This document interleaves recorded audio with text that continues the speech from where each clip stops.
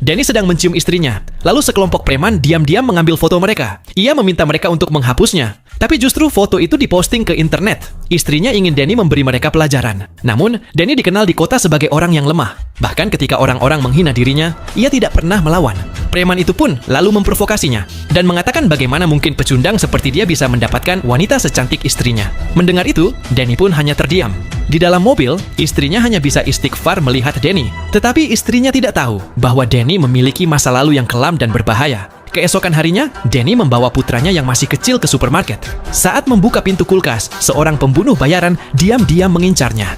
Lalu, dengan gerakan lincah dan cepat, Danny berhasil menghindari setiap serangan. Si pembunuh sama sekali tidak bisa menyentuhnya. Danny bahkan sempat mengambil sebungkus popok dari lantai dan keluar dari toko, membuat semua orang yang melihatnya terkejut. Menyadari rahasianya terbongkar, Danny langsung melaju pulang dengan kecepatan tinggi. Namun setibanya di rumah, ia berlagak seolah tidak terjadi apa-apa. Para tetangga hanya terdiam kaku, terpana dengan apa yang baru saja mereka lihat.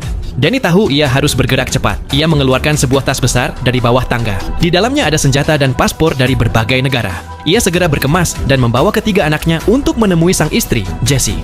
Ia bilang pada keluarganya bahwa mereka akan pergi berlibur ke Las Vegas. Saat Danny hendak keluar dari tempat parkir, ia melihat seorang pembunuh bayaran sedang mengawasinya. Tepat pada saat itu, sebuah bus melintas, dan dalam sekejap mobil Danny menghilang dari pandangan. Ia mengira berhasil lolos, namun tak lama kemudian, mobil si pembunuh sudah berada tepat di belakangnya. Saat itulah Danny sadar pasti ada pelacak di mobilnya. Kalau tidak, mereka tak mungkin menemukannya secepat itu. Untuk mengatasi masalah itu, ia pergi ke dealer mobil tempatnya bekerja. Ia mengangkat mobil pura-pura memeriksa, lalu dengan cepat menemukan alat pelacak yang tersembunyi di bawahnya. Ia mencabutnya, dan diam-diam menempelkannya ke mobil seorang rekan kerja yang hobi balapan. Begitu para pembunuh mengikuti mobil yang salah, Danny membawa keluarganya menuju Las Vegas. Tapi di perjalanan, ia menemukan masalah baru. Istri dan anak-anaknya mengunggah aktivitas liburan mereka di media sosial. Danny mencari alasan untuk mengumpulkan semua ponsel mereka. Lalu, tanpa peringatan, ia membuang semuanya ke sungai. Keluarganya terkejut.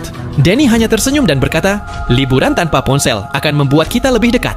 Sementara itu, di rumah Danny, Mike pemimpin para pembunuh tiba. Saat melihat foto keluarga bahagia Danny yang berjumlah 5 orang, ia marah besar. Ia segera memerintahkan semua anak buahnya dan para peretasnya untuk menemukan Danny dengan cara apapun.